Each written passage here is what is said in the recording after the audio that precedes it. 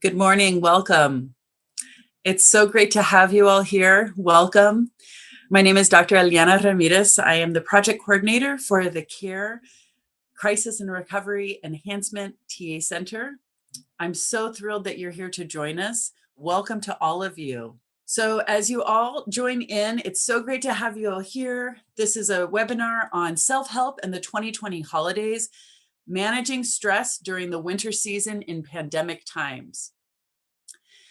So as is typical with webinars, it's important for me to say thank you so much to the California Department of Healthcare Services who have funded this project. What I'm about to share does not necessarily represent the opinions of DHCS nor my employer, which is the Center for Applied Research Solutions.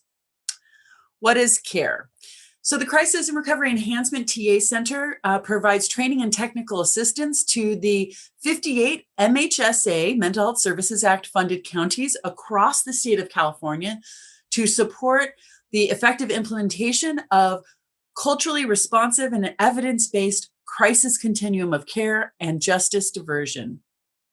We are fortunate to be a center that is based on a team of 5 agencies that are all top-notch leaders in the fields of crisis continuum of care and justice diversion. This includes Recovery International, NAMI, National Association of Mental Illness California Chapter, C4 Innovations, Research and Action Center at Impact Justice, and Stanford Youth Solutions, which is now Stanford Youth and Families.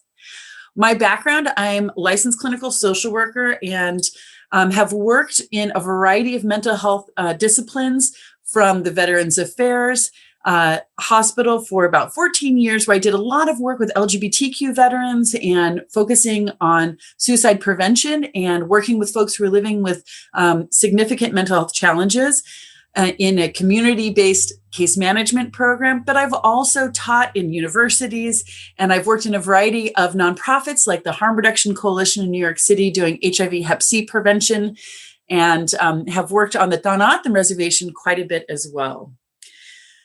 Getting into today's topic around holiday moods, the good, the bad, and the 2020 reality. It is my hope that at the end of this session, we will have a sense of what the research tells us about moods during the holidays. And we're going to locate this specifically within the challenges of 2020, and in particular, the stressors in California. Then we're going to talk about self-help skills to manage these stressors. And we're going to talk in particular about healthcare workers, adults in the general population, as well as parents and children. And then we'll wrap up with self-help and socially distanced mental health support that are available during pandemic times. I do want to start off and just acknowledge that when I say we're going to focus on self-help and mood management during the holidays, it's important to acknowledge that there are at least 29 holidays that are between November 1st and January 15th, as observed by the 7 major religions around the world.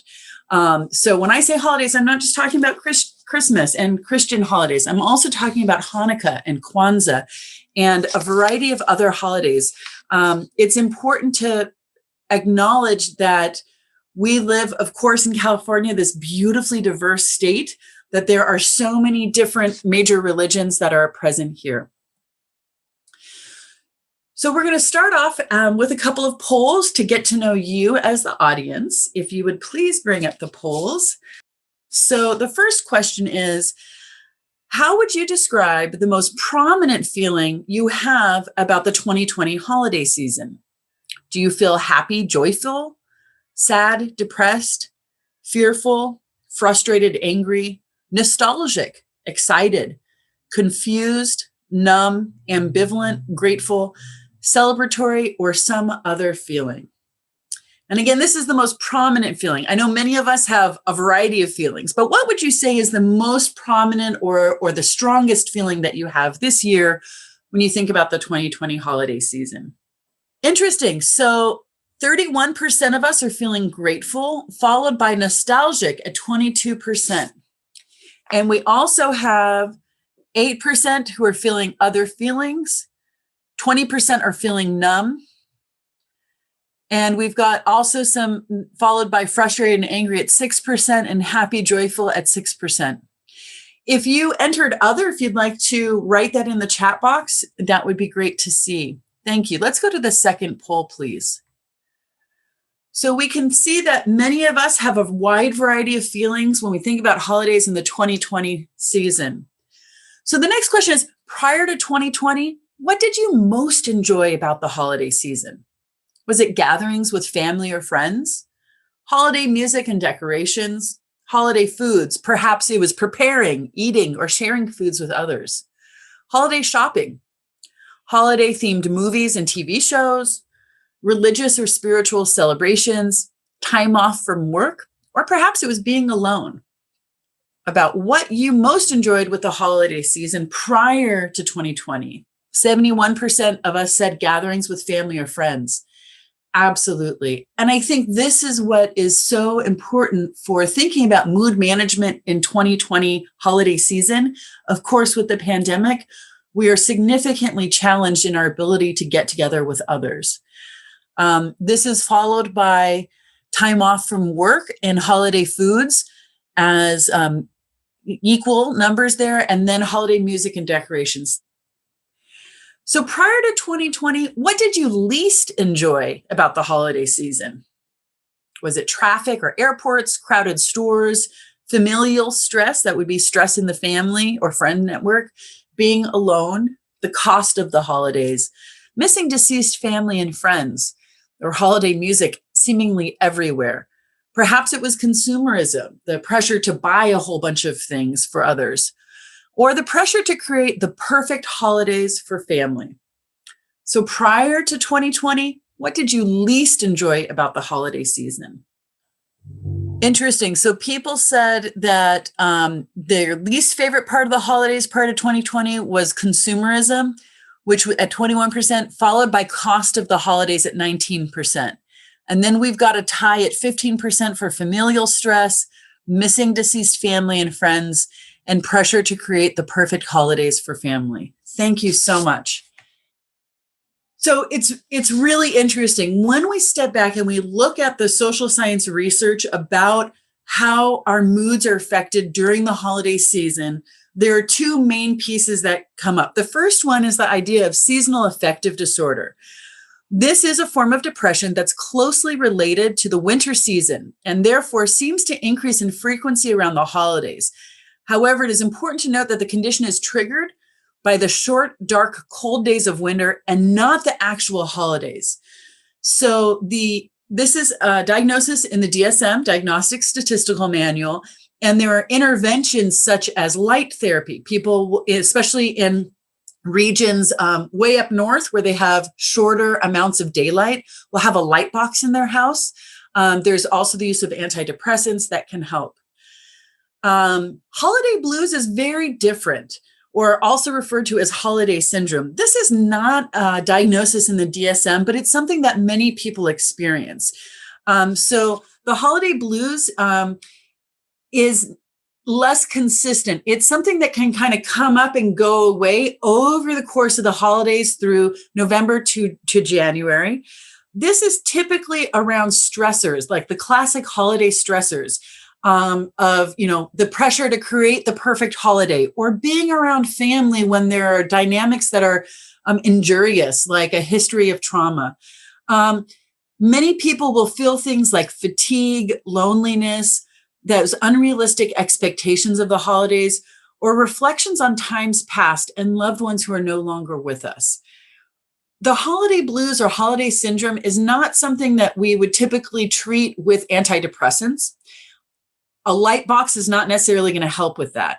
What does oftentimes help is being really clear about what our expectations are, what we're willing to put up with and sign ourselves up for, and especially just giving our bodies the time to regulate. So that's what we're going to get into a lot today, is to talk about some of those self-help strategies that help us to regulate our own moods. And so first, I'm going to show you part of a skit from Saturday Night Live that I think speaks to a little bit of this experience.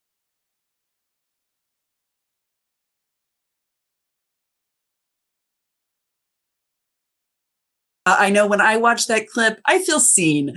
I feel seen in the sense that we many times will feel like there is a perfect holiday that can be had, and that we're doing so much for our loved ones to try and make it a perfect holiday for them. And in reality, it's never that smooth. That's exactly. Tiara says it never goes as smoothly as planned, and Chantel says that was good and real. I feel seen, says Taylor. Exactly. And Nicole says it makes me laugh each time. So accurate. Absolutely. In fact, just last night, my 7-year-old was reinforcing the idea that he is going to come in here as soon as he wakes up, and so I have been put on notice, essentially.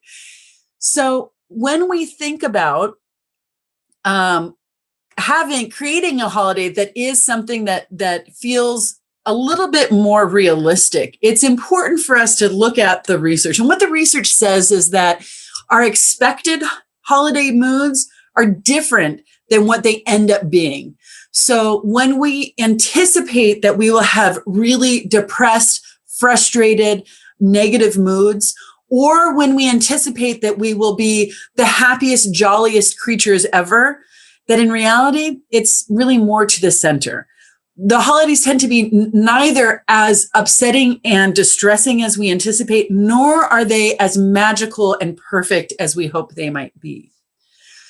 It is important, especially during this year of 2020, when there is so much grief in the world, that we think about how sometimes being around holiday cheer can amplify our experiences of loneliness or hopelessness in people who have lost loved ones, or who have high expectations of renewed happiness during the holiday season, only to be disappointed. Others think that the increase in anxiety and gloominess is caused by unavoidable stress, exhaustion, and frustration that comes with preparing for the holidays. So part of, again, what we're trying to do here is we're managing our expectations. And in order to manage our expectations, we need to step back and just give ourselves some space to acknowledge that in California, and I know some people have connected in from other parts of the country, in California, the majority of our audience, it's important to be aware that we've had a lot going on in 2020. We have had over 9,000 fires burn just over this last year. We've had repeated power outages. And of course, the COVID cases are high and staying higher in California. In Southern California right now, and in other parts of the country, in the Inland Empire and other places, our ICUs are heavily stressed, in many places beyond capacity. We have COVID outbreaks in prisons, as well as facilities like we have outbreaks in meatpacking factories. We have outbreaks in factories that are textile factories, as well as in skilled nursing facilities. So there is a significant amount of stress that's happening this year, and many of us are dealing with grief. And the clients that we work with and the consumers that we serve are also, of course, dealing with these stressors as well. When we step back and we think about these experiences of COVID-19, as well as the impact of being displaced from fires, and we think about communities of color, and we think about communities who are coming from low-income backgrounds, it's even more significant because we're seeing higher rates of COVID-19 as well as mortality in communities of color that are being disproportionately impacted by the pandemic. And of course, if someone loses their home and they have fewer financial resources, it's even harder to move forward after the loss of the home. So the grief in the 2020 holiday season is significant, and it's not affecting our communities in the same way. Some people are saying that this year is like we're all weathering a storm together. It's just some of us are doing so in a yacht, and some of us are doing so in a much smaller boat where you can really feel those currents and tides much more extremely. I want to point out that if you or any of the clients or consumers that you work with are experiencing grief in the 2020 holiday season, SAMHSA's Mental Health Technology Transfer Center has done a really profound grief-sensitive virtual learning institute. And I provided that link, and there are a wonderful number of resources, webinars that have been recorded, as well as documents that are available to you and your clients to deal with grief. When we stop back and we think about this grieving, that grieving is a process. It involves periods of sorrow, numbness, guilt, and anger. And crying is particularly important during periods of grieving. So I do want to, again, create the expectation that we can, and it's important for us to grieve, and for us to acknowledge that those of us who are mental health workers, those of us who work in healthcare as well, are also feeling higher levels of stress. We're feeling work-related stress, for especially our folks who are working in ICUs, in emergency rooms, who are working in ambulances or other crisis level work. We're seeing many people are having to work overtime. They're working with limited personal protective equipment like masks and gloves. We're working oftentimes alongside colleagues who might be underprepared. Nurses, for example, in ICUs have been brought into the workforce without having graduated from school, or they're being brought back sometimes from retirement just so that we can have enough workforce in place. And then there's, of course, elevated stress in the clients that we work with. For people who are in the ICU with COVID, having to be there without access to their family members and friends, of course, the stressors are immeasurable. For healthcare workers who are on the front lines, they're also experiencing increased stress from the public when they work all day long or all night long in an ICU, and then they go out into the public. They see people who are taking risks with not wearing masks, who are talking and spreading misinformation, and sometimes even harassing the doctors and nurses and other staff who work on the front lines, who feel stress from and will communicate the importance of using personal protective equipment. There's also increased familial stress, whether it's somebody who works in the ICU or somebody who works in a community mental health clinic. And are unable to work from home. There's oftentimes stressors of lack of childcare.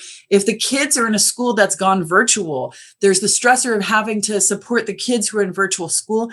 And at the same time, there also might be significant fears about it potentially infecting family when they get home from their shift.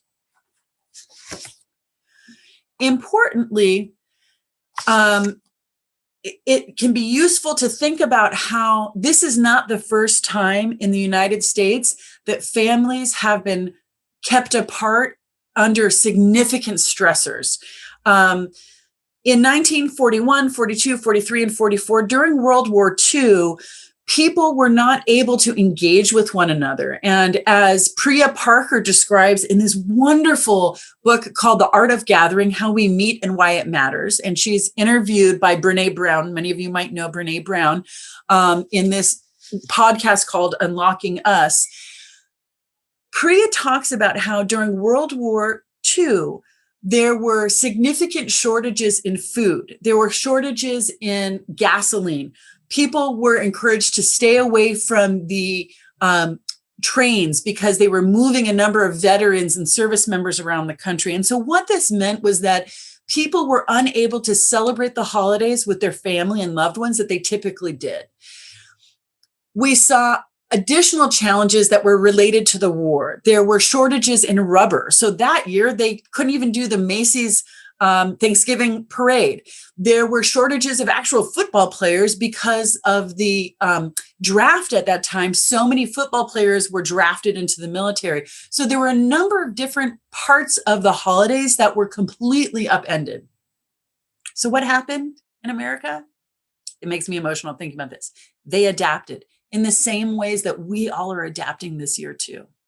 You look at newspapers from those years and you will see recipes of people sharing how to make the most approximate holiday meal that they could, given the ration food that was available.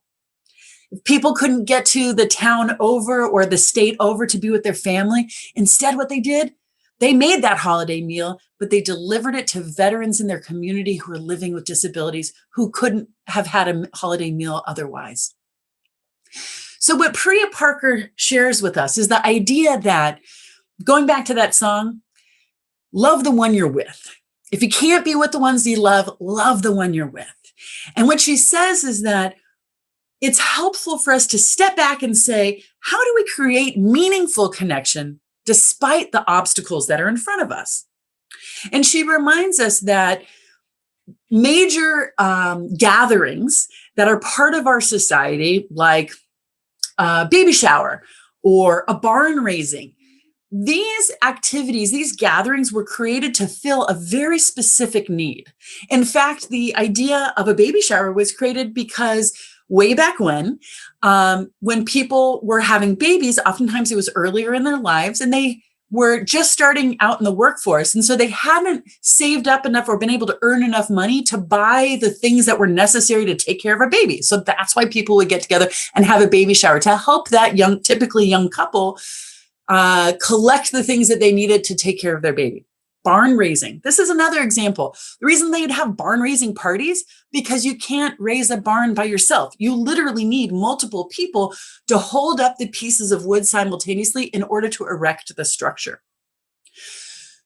So what Priya says is that for us this year and in future years as well, if we continue to have challenges like what we're facing now, we want to step back and ask ourselves, what is the need that we're trying to fill with creating this gathering? And in order to make it most meaningful and specific, we would think about getting rid of those things that are not useful. Ideas of like the perfect holiday is having the right amount of tinsel or the right amount of lights or those kinds of things that are aesthetic. And instead think about, how do we connect with the people that we love? So I'm going to start off with an example. This is a picture actually of the Christmas tree in my house, and my son's hand, my elder son, he's holding a decoration that he created himself. It's called COVID Man because he is wearing a mask. And I think that my 7-year-old actually, he's constantly teaching me things. This is one of them. He helped me to think about how we can incorporate the reality of this year into the actual celebrations that we're facing. And I would step back and I would encourage us that many of our major holidays actually lend themselves already to creating a sense of hope, a sense of determination, and a sense of intention for the future. So if we think about Kwanzaa, Kwanzaa is a holiday of strength and resilience. This is a holiday that is acknowledging the ancestry from the continent of Africa in African-American communities here in the United States. And the idea of Kwanzaa is bringing people together over several days to share meals, to share poetry, to share stories, and to share gifts as well. And the ideas that undergird Kwanzaa is relating to the past, understanding the present, and preparing for the future. Additionally, if we think about Hanukkah and we think about the story of Hanukkah, which has to do with not having enough oil to light a lamp, and the miracle that the oil ends up covering multiple days that we wouldn't have expected in the first place. And this is during a moment of political unrest and survival. That the idea of Hanukkah is about shining the light of hope out of the darkness. So if we can step back and go back to those initial and original ideas of these major holidays, that might be one place for us to go to. It's not about the consumerism. It's about the hope. It's about thinking about into the future and being aware of our past as well. So if we take Priya's idea of creating holidays that are meaningful and we get rid of those things that are not as useful, and we think about, well, how are we able to connect for those of us who want to connect with others?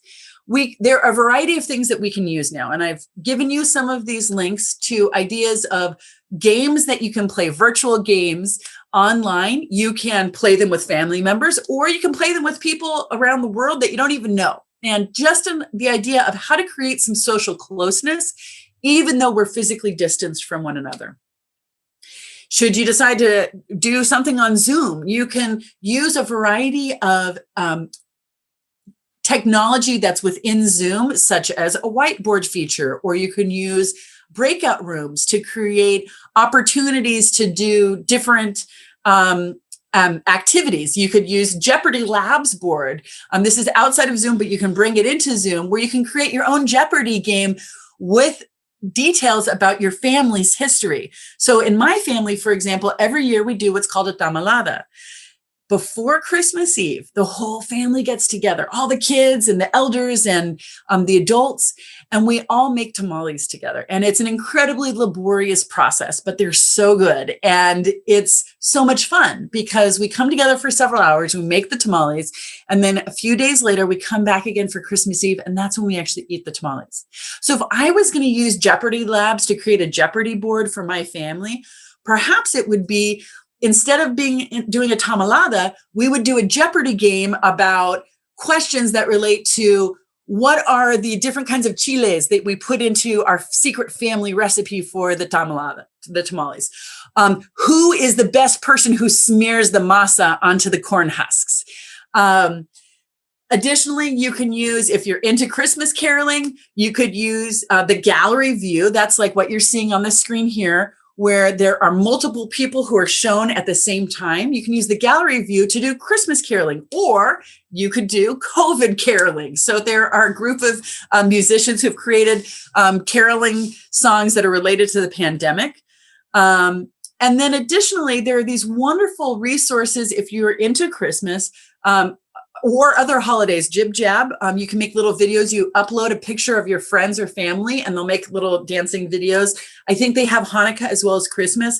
And then there's Portable North Pole, where you can make videos of Santa if you celebrate Christmas in your family, where Santa is actually wishing Merry Christmas to children. And you can upload pictures of the gift that kids want.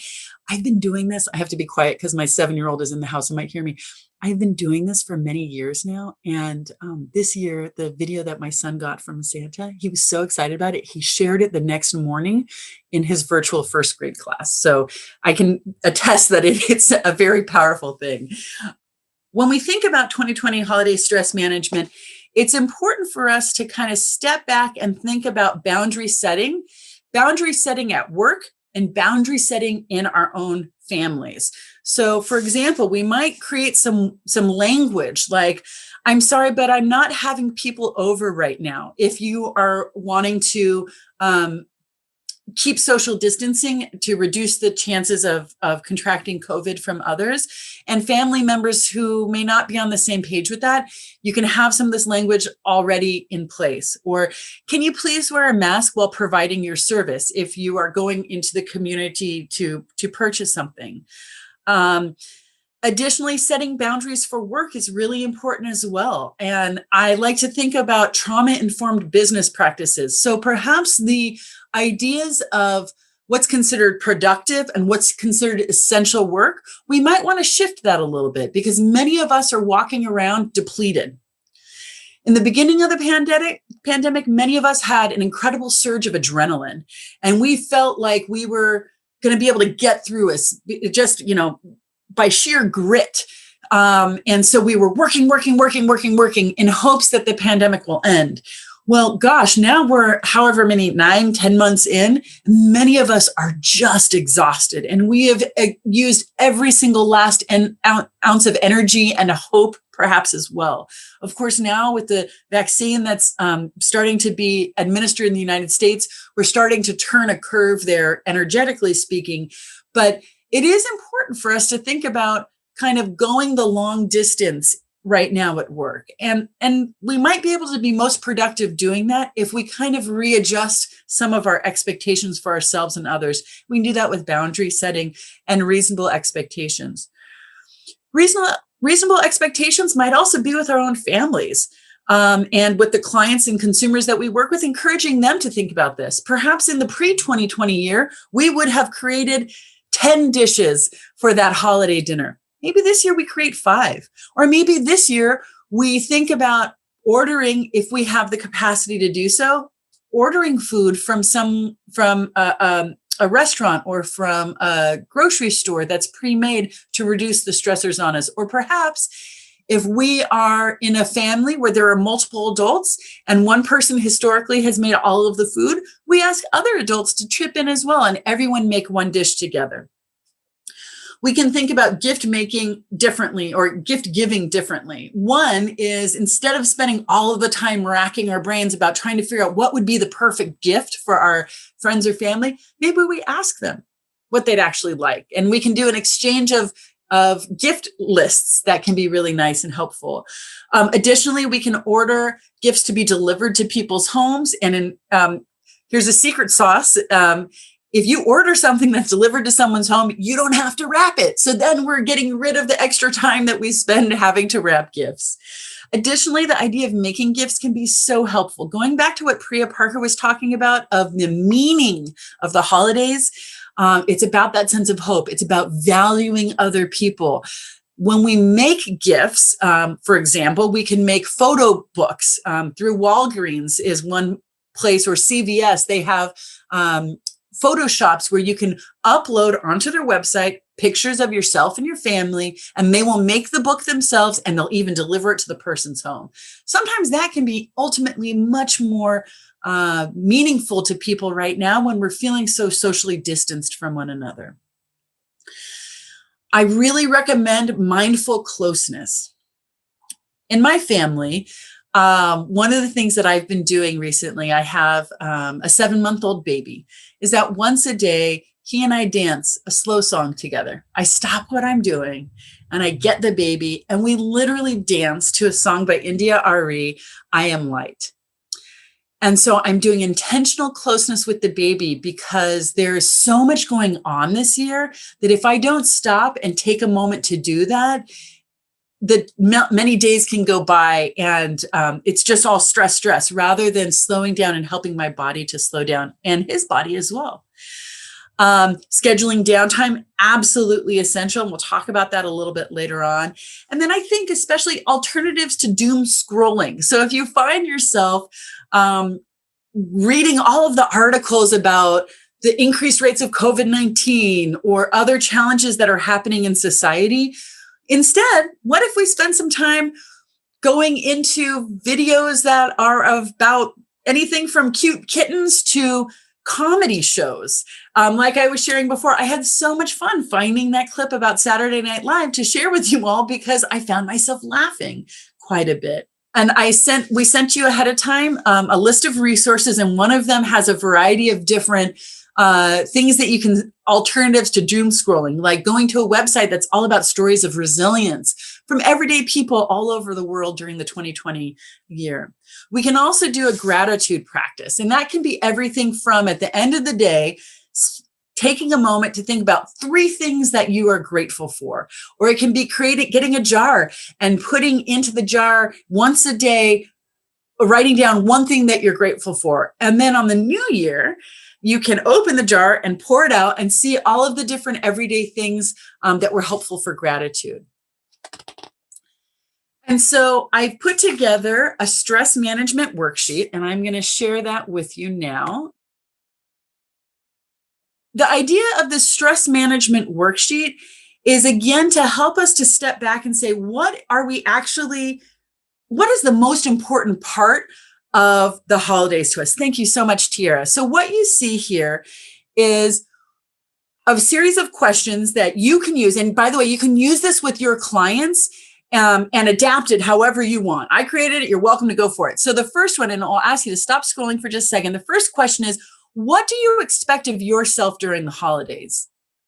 Do you expect yourself to make a family meal, get gifts for others, visit family, hosting friends or family? And maybe other things as well. What are the expectations that you have for yourself?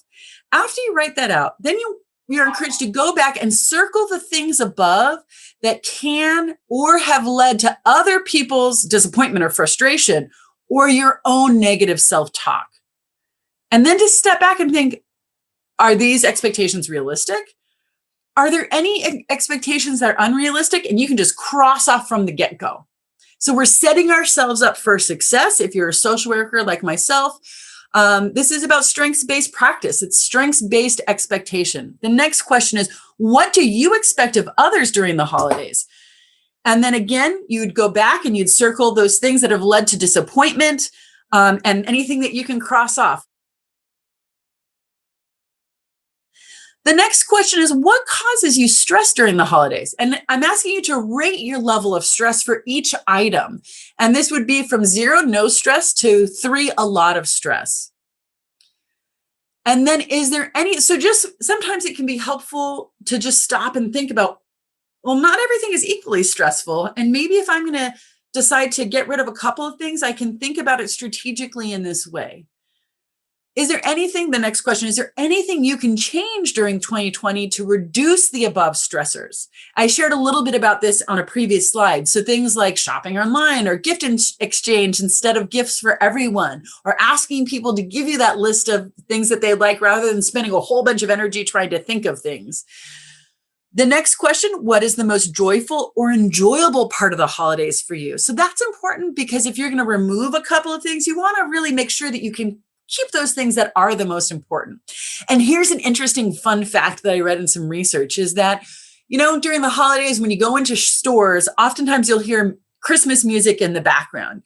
Well, it turns out, and the reason why they do that, of course, is so that we'll buy more things. Well, it turns out that we are more likely to buy more things because we feel good if we are combining the holiday music with holiday scents. So there's something about having the olfactory senses activated at the same time that our auditory senses are activated. So just a fun fact to keep in mind if you're thinking about doing things in your own home that might help to make the holidays as joyful as possible. Next, we'll move down a little bit further, please.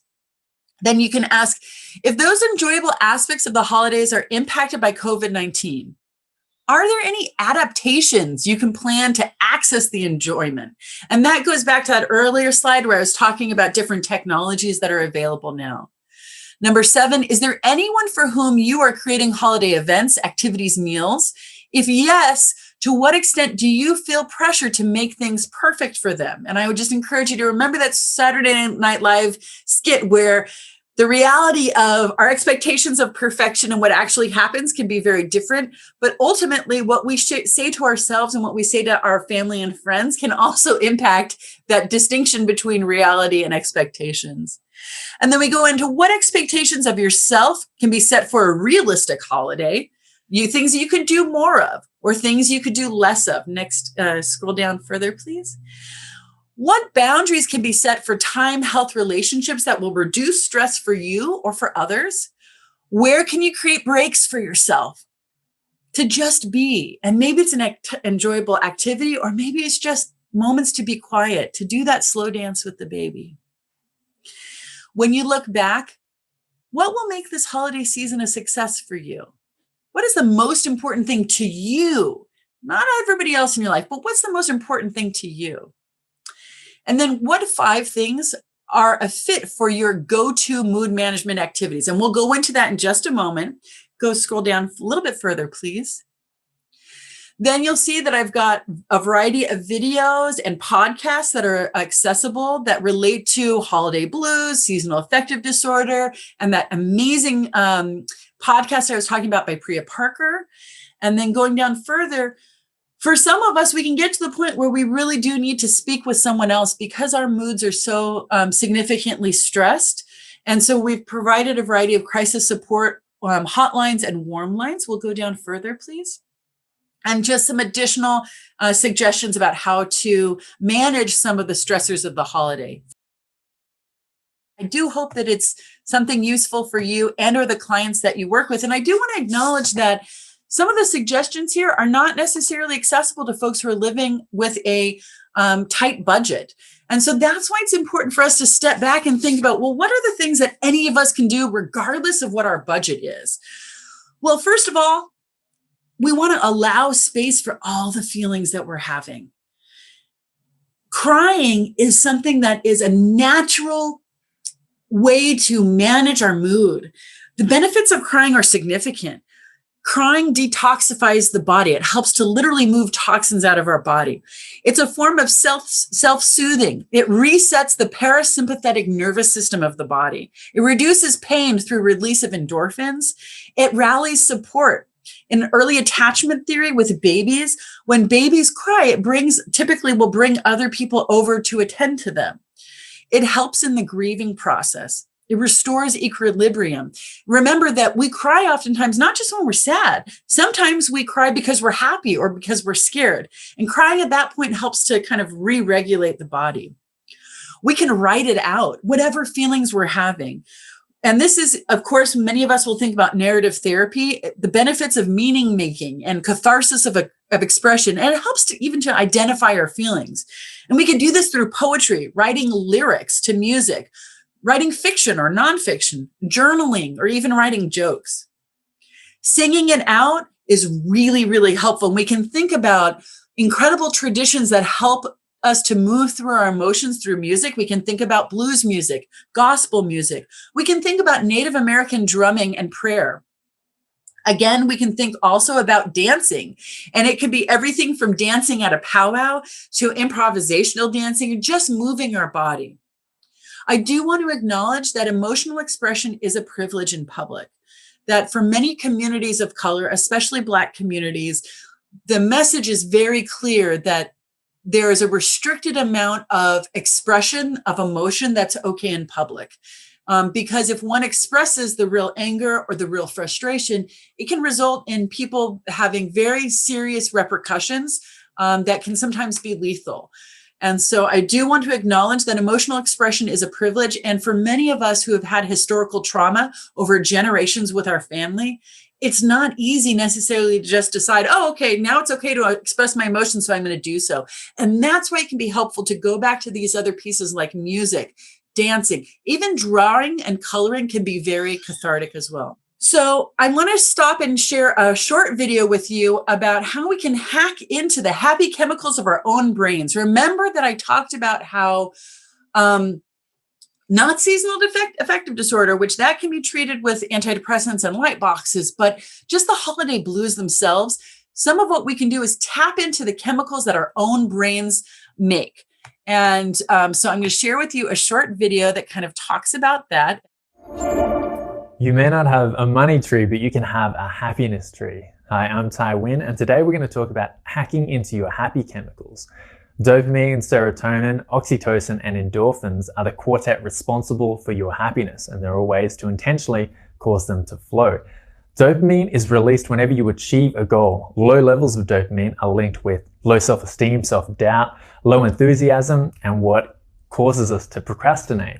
So you can cause dopamine to be released by taking that big goal and breaking it up into smaller pieces, and each time you reach a milestone, going out and celebrating. They did some interesting studies on rats. Those with high levels of dopamine always worked harder to achieve a bigger goal and experience a bigger reward. Those with low levels always took the easy route and experienced a small reward. Also, there's typically a slump after you achieve a goal. There's a big time frame between your next experience of dopamine. And so to overcome that, set a new goal before your current goal is reached. That way it shortens the time frame between experiences of dopamine.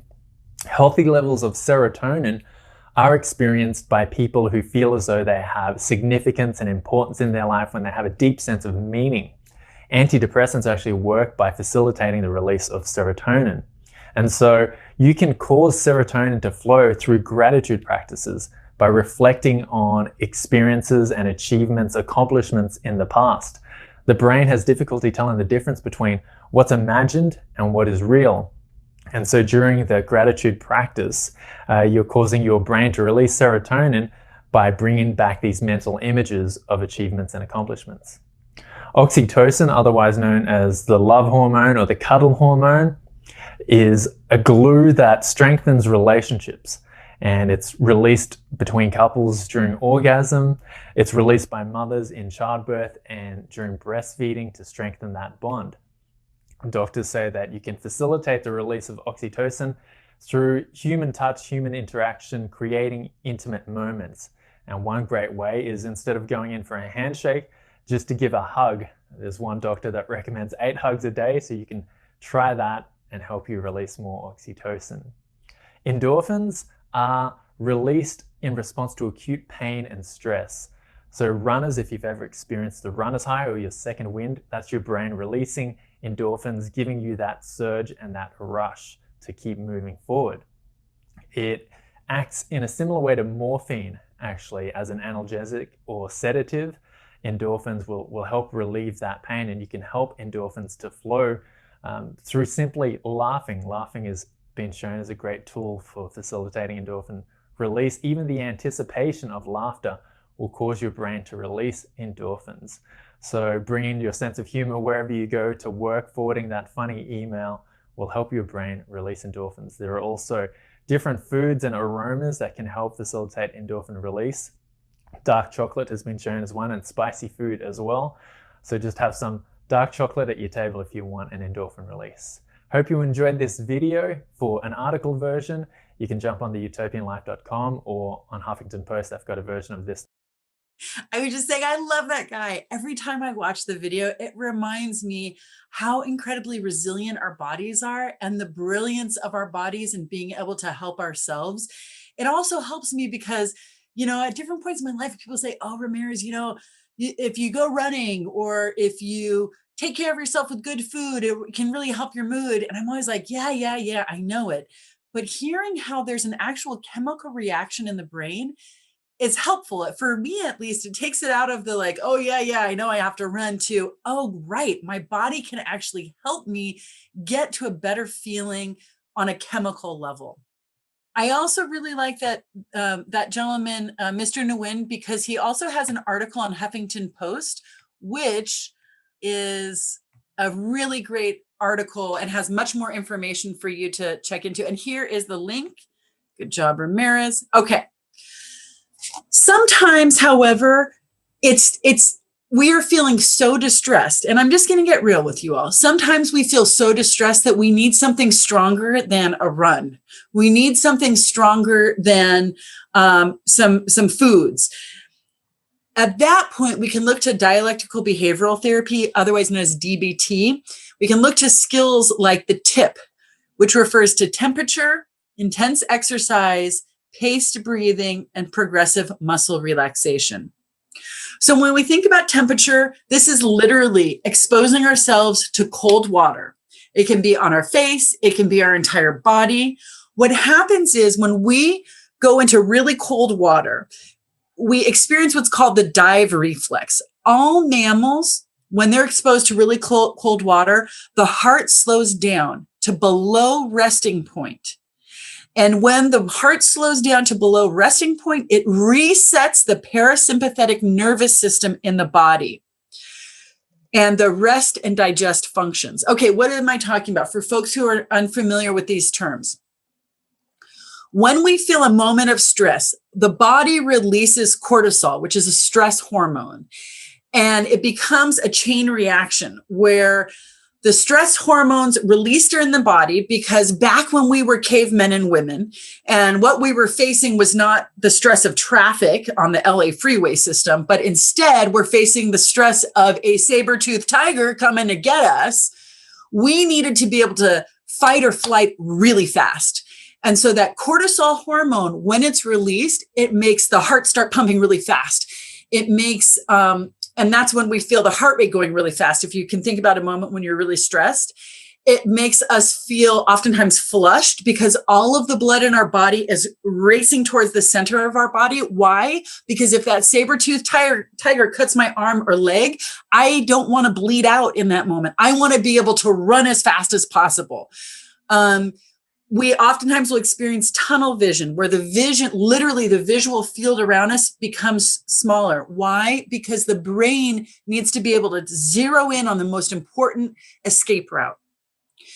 That, all of those things happening, it's not happening because we're choosing it to happen. It's an automatic thing. And that's the parasympathetic nervous system that's causing all of those reactions. So with DBT tip skills, we can reset that to slow down the body, slow down the heart rate, slow down the breathing. And the great news is that cortisol, that stress hormone I mentioned, it is absorbed within the body within 2 to 4 minutes. So if we can create 2 to 4 minutes of space, that cortisol hormone will slow down and it will allow ourselves to calm the whole system down. So the dive reflex is one thing that can do that. And I'll show you a video in a second that shows us that process. Intense exercise can be really helpful, but it's actually if you think about it, there's oftentimes when you have strong emotions, there's an intense urge to do something. It's at a guttural level. And that's because physical exercise boosts the mood as the parasympathetic nervous system is activated after the exercise by bringing the heart rate and breathing to a more manageable rate. So the exercise itself is not the magic sauce. It's after the body stops doing that exercise. If it was really intense exercise, then that slowing down process can be very helpful. Paced breathing is very, very helpful as well, especially if you do a longer exhale than inhale. So I'm going to invite everyone to join me for just a moment here to take one hand and put it over the top of your chest, right underneath your collarbone. Take your other hand and put it on your stomach, right underneath your rib cage. And I'm going to lead you in a couple of deep breaths that are intentionally having a longer exhale than inhale. So if you feel comfortable, you can close your eyes. If you would rather leave your eyes open, you can look to somewhere in your room and just kind of a soft gaze. So you don't have to focus on anything in particular, but just kind of look far away in the distance. Okay. When I tell you to take a deep breath in and to exhale, be aware of your two hands. Which hand is going up and down? Okay. So we'll start and we'll take a deep breath in. 1, 2, 3, 4, and then hold it. 1, 2, 3, 4. Very slowly start to exhale to the count of 6. 1, 2, 3, 4, 5, 6. Okay, good. Now inhale. 1, 2, 3, 4. Hold it. No breath. 1, 2, 3, 4, and much more slowly exhale. 1, 2, 3, 4, 5, 6. Now, if you were to do that for several minutes, that's when you receive the highest level of effectiveness. So you might have felt from just 2 cycles of paced breathing a little bit better, but if you were to do it for a longer period of time, you get even more benefit. That resources list that we sent you ahead of time, there are a number of apps that you can download onto your phone that will do guided paced breathing. And some of them are free, great to share with clients who have phones, or if they have internet access, they can use them online as well. The final idea here with the tip is progressive muscle relaxation. And this really is about distracting from the racing thoughts, giving the body enough time for that stress hormone to be absorbed. Okay, so progressive muscle relaxation, it's exactly what it kind of sounds like. You start off at one part of the body, typically the head, and you can close your eyes and you can think about contracting all the muscles, for example, in your face. And you contract, and you be aware of how it feels, and then you release it and be aware of how it feels. And then you go down to the next group of muscles and you contract them like your shoulders, and you hold it and you hold it and you feel it, how you feel it, and then you release them. And you just kind of be aware, how does it feel when you release those muscles? You go through each muscle group in your body. It's most effective when you do this for 15 minutes. So now I want to show you a video of the dive reflex, because I think this is really helpful, especially for clients who have such emotional stress that they think about suicide. And this is common, especially in these days with COVID-19 and the many stressors that are happening, racial violence in society. People feel overwhelmed, and that's what suicide is. It's a moment when the typical coping strategies become overwhelmed by the stressor that's in front of the person. And what we need to do is create some space. Oftentimes, if we can create some space to slow down the parasympathetic nervous system, the problem is still there on the other side, but the body feels differently. So that's why I want to show you this video, because it can be very, very helpful, I think, for folks who have that experience.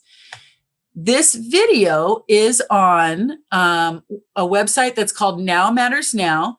And this is a wonderful website that is got a whole bunch of videos of people who have experience with suicidality, sharing stories of how they cope now so that they feel better at this point, and they are able to manage those recurring feelings of suicidal ideation. Too much caffeine today and then an upsetting email, and my heart rate is at 101. So I'm running a cold bath, and I'm gonna slip myself into it and see whether that works or not. Right now, my hands are shaking, and it's hard to think clearly. I'm working on doing paced breathing, but it's so hard to do paced breathing when your anxiety is this high. It's such a cruel thing. I'm walking in right now. My heart rate's 111. Sitting down. Oh God. I just turned the water to as cold as it would go. I'm up to my waist. My heart rate is at 102. Now I'm up to my chest bone. I'm up to my armpits and my neck, and up to my wrist. So everything is submerged except for my wrists. My heart rate now is 98. I'm going to do some paced breathing. 96, 95, 94, 93, 92, 89, 88, 87, 86, 85, 84, 83, 82, so 84, stuck there, 84, alright, great. So I've been in here 83, 82, a couple minutes now. Now it's a little bit easier to do some paced breathing. 76. No longer feels really cold for the most part. 74. 75. I'm going to do some paced breathing here. 1, 2, 3, 4, 5, 6. 2, 3, 4.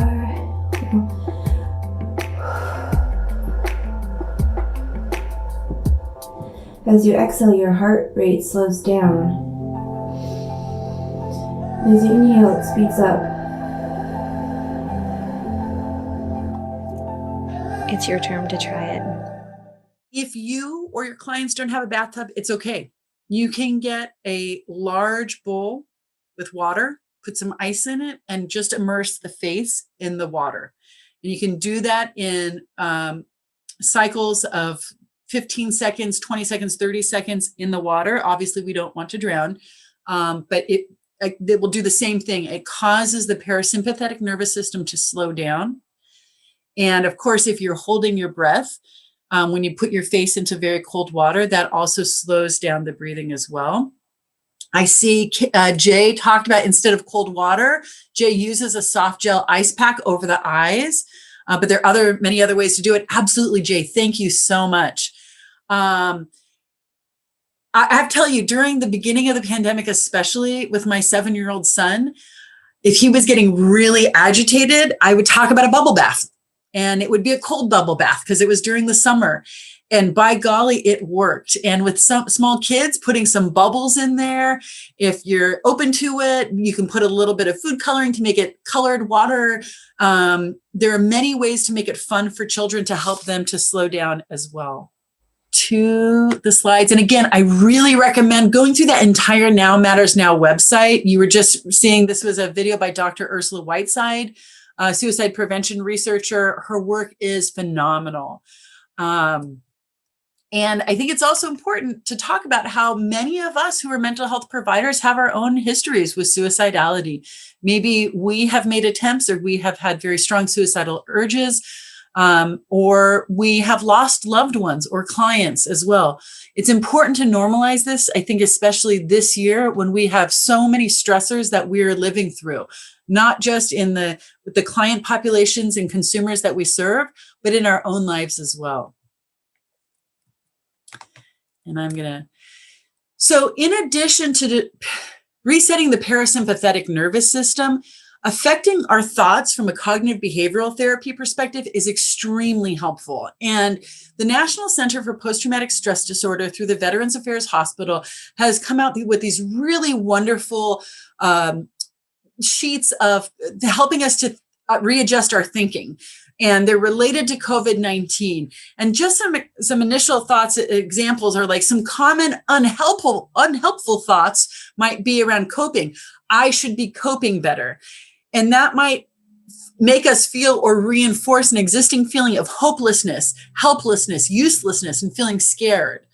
An alternative helpful thought would be, I got here today, so I am coping a bit. Or talking to a friend, mentor, or counselor might help me cope better.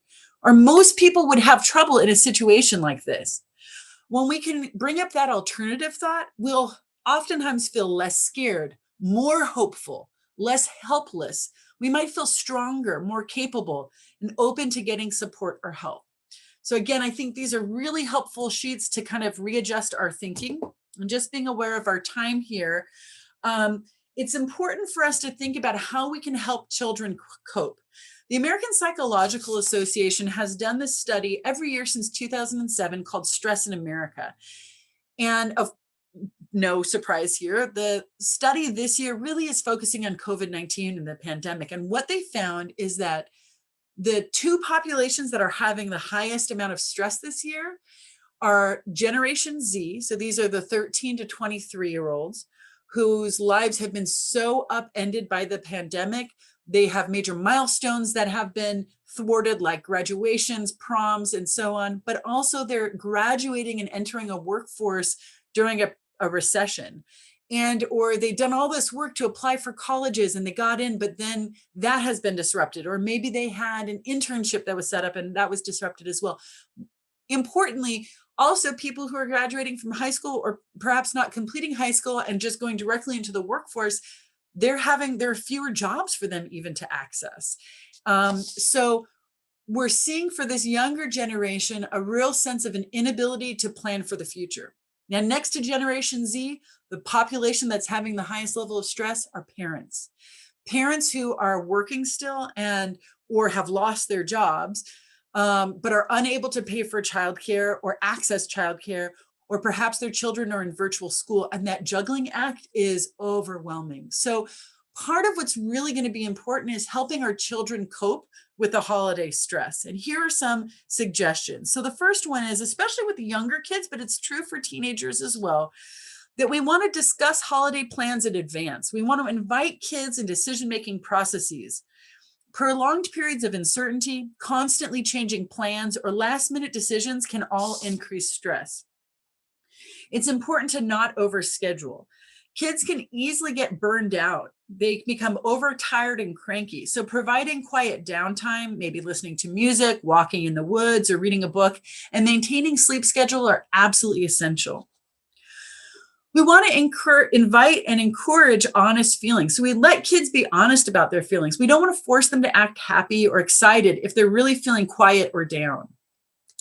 We don't want to promise things that we can't produce. For example, if the children have a parent who's serving in the military, and we don't want to promise that that parent is going to be able to get on Skype for a holiday greeting. We never know what might be happening in Fallujah or wherever they're at in the world. Additionally, we want to make sure that we do maintain family traditions, even if a parent is absent or other family members are absent. Traditions can be grounding. They let kids know that even though there are some things that have changed, other things have remained the same. We don't want to try and compensate for an absent parent or other family member with extra gifts or toys. It doesn't work. What kids really need is time, attention, and reassurance. And it's really important always that we take care of ourselves as parents and caregivers, because we need to try to avoid becoming overloaded with obligations.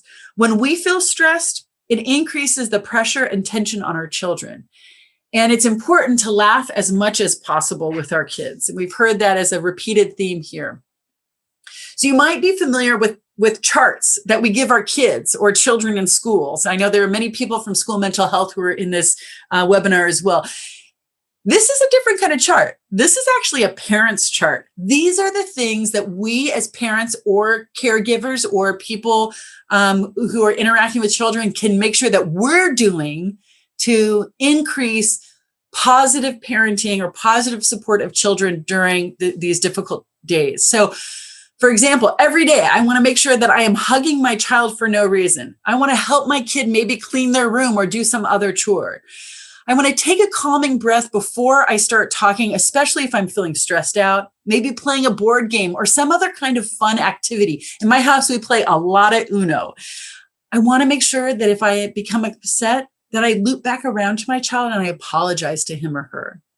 I want to show grace to my children when they get upset.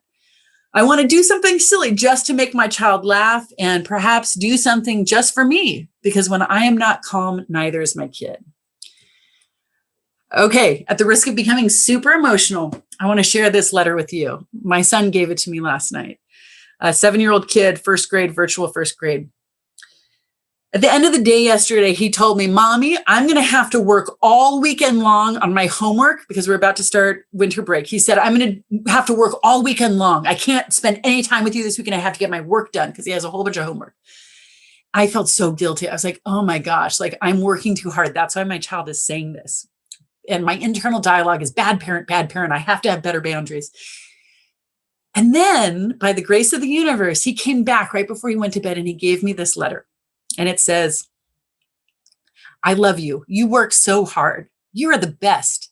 I like when you make me laugh. I love you, Mom. And I just want to reinforce this idea of, and I'm by no means a perfect parent at all. I mess up all the time, as we all do, especially in 2020. But it turns out I'm sharing this with you because you make me laugh. That previous chart, when we take time to do something silly just for the sake of making a child laugh, it can have a huge impact in their minds. That's the thing is with children, we never totally know what's going to resonate the most with them. And so this chart might seem silly, it might seem small, but I think in a child's reality, it can be quite big. And so now we're going to go to a self-care handout. So I put together a variety of resources to share with you all. And I really welcome people to share resources in the chat as well. I am feeling myself challenged again. Tiara, would you mind bringing up that self-care resources handout, please? And I'm seeing that people are sharing in there. I can get tired and cranky too. Oh gosh, absolutely. And people are talking about awesome reminder and for sharing and thanks my son absolutely for this. Okay, so here we've put together resources for behavioral health providers, because again, we are feeling stress as well as the clients and consumers that we're serving. We've got virtual support groups because we know that a major part of the holiday blues can have to do with feelings of isolation.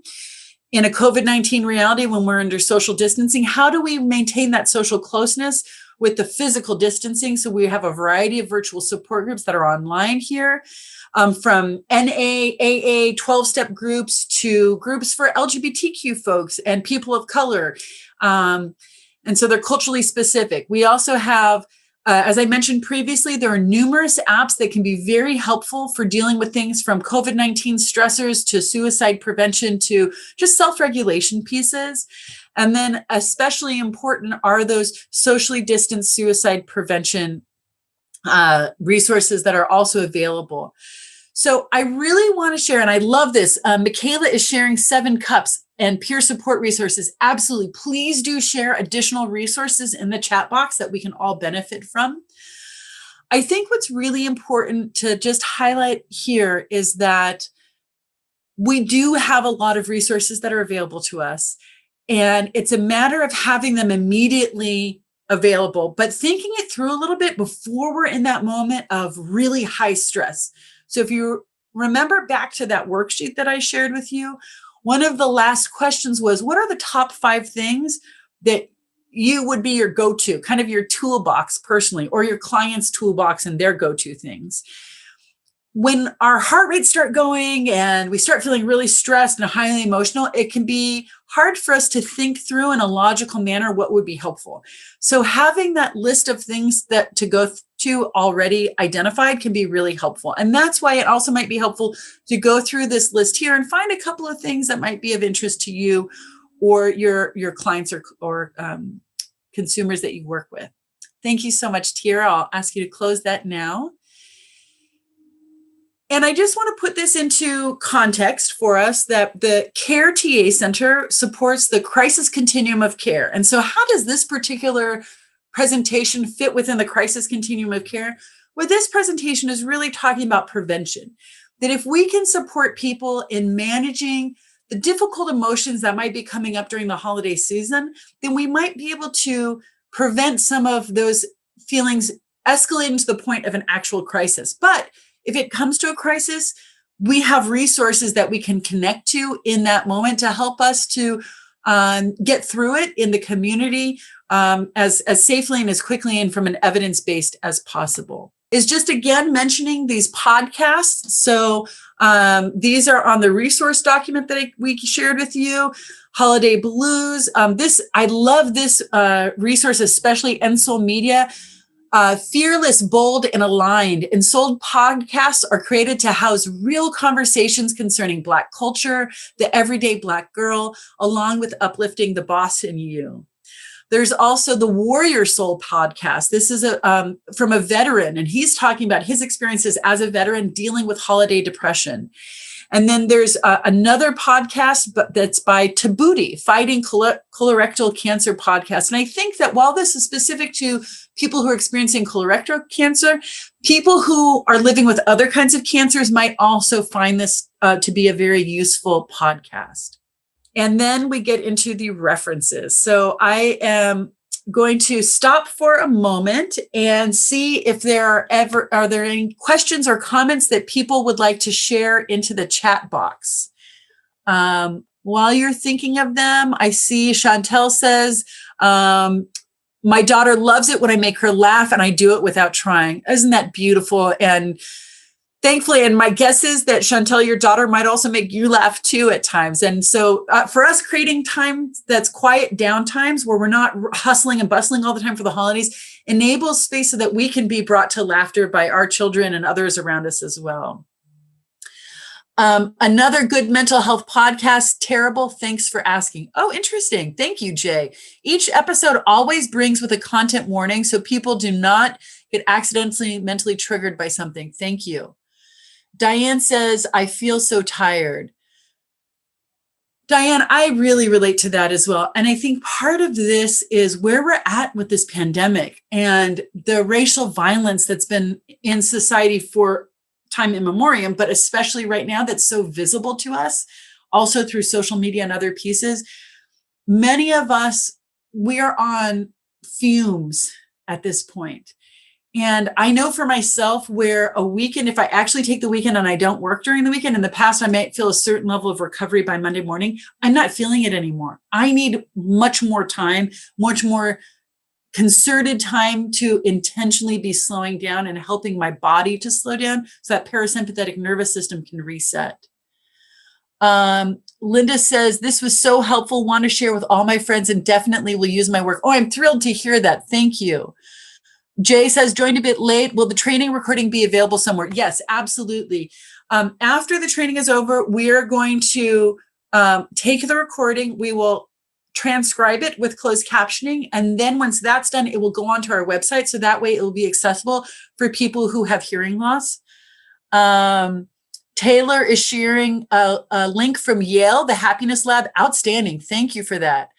I would like to print out the parent chart and post it on my fridge. Terrence, yes, absolutely. I feel that completely. Jay says, this presentation is being, Kiara says, yes, it's being recorded. Belinda, excellent presentation. Thank you. Belinda says, laughter disarms fear in children and adults and increases connection. It takes us from the lower centers of our brain, the fight or flight, to the higher centers of the cerebral cortex where we have calm and learning can take place. Thank you. Excellent. Any other questions or comments that people might have at this point at the end of our session here, or resources that you would like to share with each other? I want to put out a special call for folks, which is to encourage you to go to MHSOAC, that's the Mental Health Services Office of Accountability. MHSOAC has what's called Transparency Suite, and you can put in your county and identify the crisis continuum of care services that are available in your county. So for example, does your county have a mobile crisis unit? Does your county have a crisis line or a warm line that's staffed by peer specialists? Does your county have a brief psychiatric stabilization unit or a peer respite program? Knowing these things, these crisis continuum of care, knowing ahead of time if your county has these specific kind of crisis continuum of care services can be immensely helpful should you or your clients or family members need them in the moment. So I just want to say thank you so much to all of you for participating today. We're going to finish up with our slides here. We've got several upcoming learning opportunities we hope you will join us for in the CARE TA Center. On January 15th, we're having Mobile Crisis Units 101. This is going to be a really exciting presentation by our partner agency, RI International. They're going to talk about the variety of crisis units that are out there, mobile crisis units, and specifically focusing on the type of mobile crisis unit that's elevated and endorsed by SAMHSA, Substance Abuse Mental Health Services Act, National Behavioral Health Crisis Care Guidelines. This is a webinar not to be missed. Even if you already have a mobile crisis unit in your county, I think that this still might be something of interest that you'll gain from. And then on February 17th, we're also very, very excited that we're going to have a presentation by our partner Impact Justice talking about the mental health needs after rapid release from jails and prisons as well. With the high rates of COVID in our incarcerated facilities in California, we've gone through a couple of different waves of rapid release from jails. Well, then what happens to the mental health needs of the folks who are formerly incarcerated? How do we support them in real time, given the challenges of shelter in place and the COVID-19 that's also in the community? We really appreciate you attending today. It's important for us to continue bringing resources to you, but importantly, we want to do so in a way that is constantly improving the resources that we share with you. So we really invite you and hope that you will take just a few minutes to complete our evaluation form. This is a great opportunity for us to learn what's worked and what we can do better. We're at the beginning of our CARE TA Center here, so we know that we've got a lot of learning still to do. If you are interested in a certificate of completion, you will be mailed this certificate. If you joined through the phone only, you can email the CARE TA Center at caremhsainfo, all one word, caremhsainfo at cars/rp.org. To report your participation. If you'd like CEUs for the presentation, please complete our evaluation form and the CEU option will pop up at the end. And please do connect with us through our website. Here's our 1-800 number. And we have a variety of social media channels that we'd love to connect with you through as well. So again, thank you all so much for joining us. Really appreciate your participation. Happy holidays to you. And importantly, thank you for the critical work that you do to support the crisis continuum of care and justice diversion in California and beyond.